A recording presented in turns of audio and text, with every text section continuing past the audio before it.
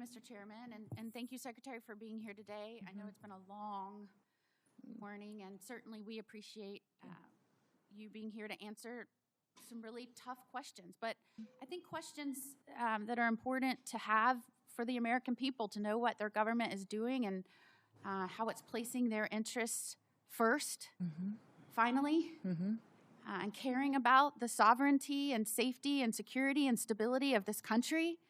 And I know President Trump came in on day one and said, we're taking this back. We've just witnessed years and years of devastation to our communities as a result of a president who was asleep at the wheel or allowed the radicals to run the White House and just pretty much abolished ICE, abolished Border Patrol, basically. I mean, just in your understanding, I know you have previously served as a congresswoman, as a governor, but just in your understanding, have you ever seen anything like the dereliction of duty by a president as it relates to immigration and the safety of a nation? No, it was alarming, and under that invasion, every state was a border state. Even though I was from South Dakota and the governor there, we were the first state to deploy National Guard down to help support Texas in their efforts to keep our country safe, because we saw millions of people coming into this country unvetted. We saw other countries sending their criminals and emptying out their prisons and their mental health institutes and sending people to our country to make them our problem and to deal with and to try to protect our American citizens from any crimes that they would commit. So that's why I took this job, and why I'm blessed and honored that President Trump has asked me to do this job, is because I get the chance every single day to try to stop the damage that invasion has corrected and to try to make sure that America is safe here on our homeland.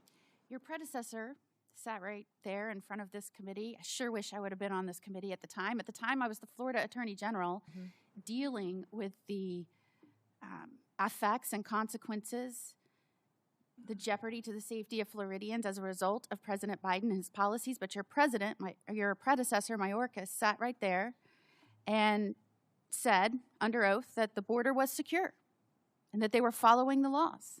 And in fact, when I knew, with my team, my great team in Florida, not only within the Attorney General's office, but with the sheriffs across the state, local law enforcement, they saw what was happening. They saw the trafficking of children. They saw the peddling of poison in our communities. They saw what was happening as a result of an unencumbered border, a non-existent border, and the effects it was having in our state. I saw that firsthand. In fact, President Biden came in, and in his policies, and I think it's really important that we put this in perspective, because we have some families here today with us that have lost loved ones.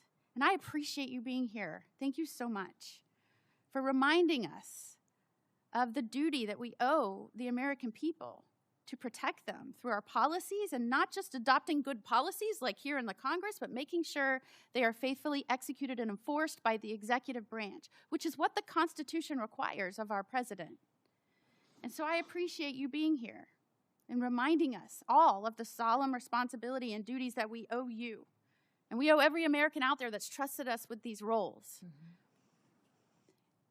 President Biden came in and upended precedent of Democratic and Republican presidents. And that precedent was to deport those here illegally that had committed felony crimes, from trafficking to violent crimes to other types of crimes where they would have been deported. They stopped doing that. They reversed that policy. We also saw policies at the border that required more and more people to be pushed in. I would say, and I said many times, they are requiring a certain number of people every day to be pushed in, quotas, and they were demanding that they process faster until vetting was practically non-existent. Do you remember that? Yes. Do you remember that anywhere between 11 million and the 20 million people that came in, we were talking about the fact that encountered people were on the terrorist watch list, had been murderers, had been rapists, had been drug traffickers. We had encountered those people that were trying to come in. But can you acknowledge, and do you remember, that there were many gotaways, millions, that we have no idea their background? We have no idea why they didn't walk up and go to the welcoming committee, which was what President Biden rolled out. We don't know their backgrounds, and we don't know where they are today. Is that correct? Yes, and because the Biden administration pulled Border Patrol agents off the border and used them to process people and to feed people and to move paperwork, great chunks of our border had no surveillance at all. There was no security on other chunks of our border, and the cartel used that as a mechanism to divert attention. They would push thousands of people across the border in locations so that the other part of the border miles down could be exposed and they could move their human trafficking and their drugs across the border unimpeded.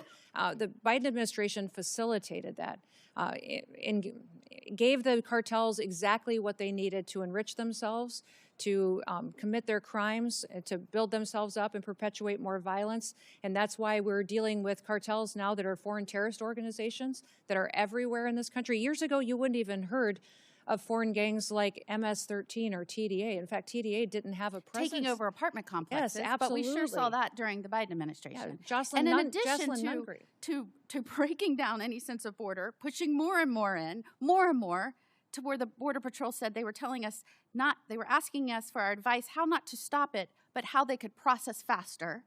They also built programs to make it easier during that surge, overwhelming surge, using apps to make it easier to come over here. And many of those folks were not vetted. In fact, we found them committing crimes in our nation after they came over on the app. Is that correct? That is An app correct.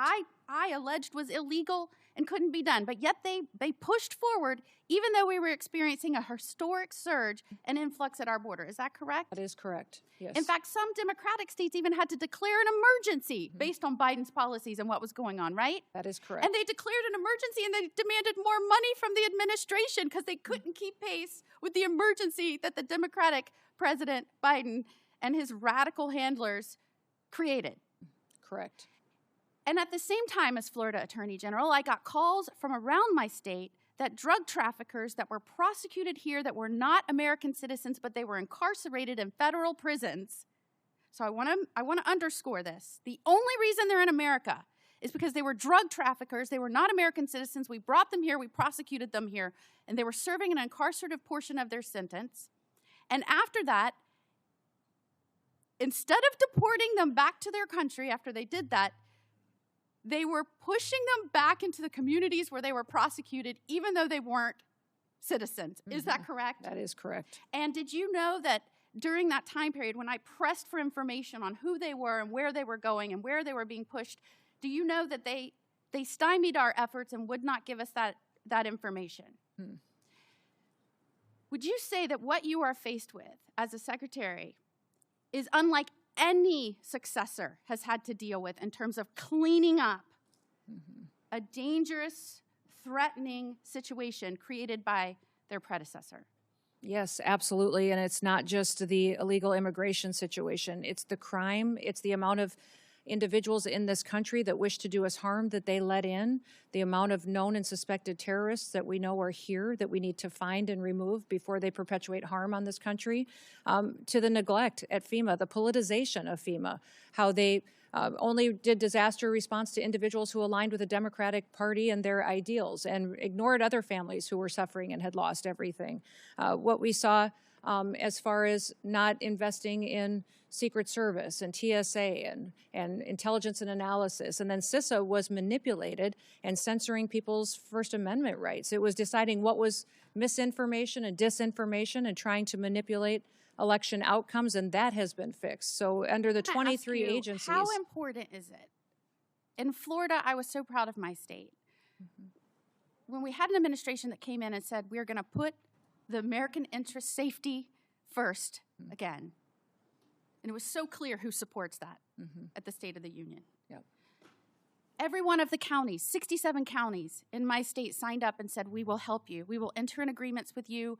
We will help you track these people down that should not be here, that have committed crimes. We will work with you. I, as a senator, said, let's get you money to help reimburse them for those efforts. Does that make a difference? And did you see a difference in the way you engaged with states and the stability and safety of all involved when you didn't have people working with you hand in hand? Oh, absolutely. And we're thrilled. We have over 1,400 law enforcement agreements through the 287G program at the state and local level that have partnered with us to do operations to address public safety threats and to get them out of communities. And those individuals that are local law enforcement are critical partners in the success and safety of the American people. And I would just ask for you to keep engaging with those sheriffs of the local communities, asking how they think best to safely do these operations. I think Just spent yesterday with all of our sheriffs, with That's all great 4 to hear. associations and hundreds of sheriffs, thanking them for the work they do. Support journalism you trust. Support PBS News. Donate now, or even better, start a monthly contribution today.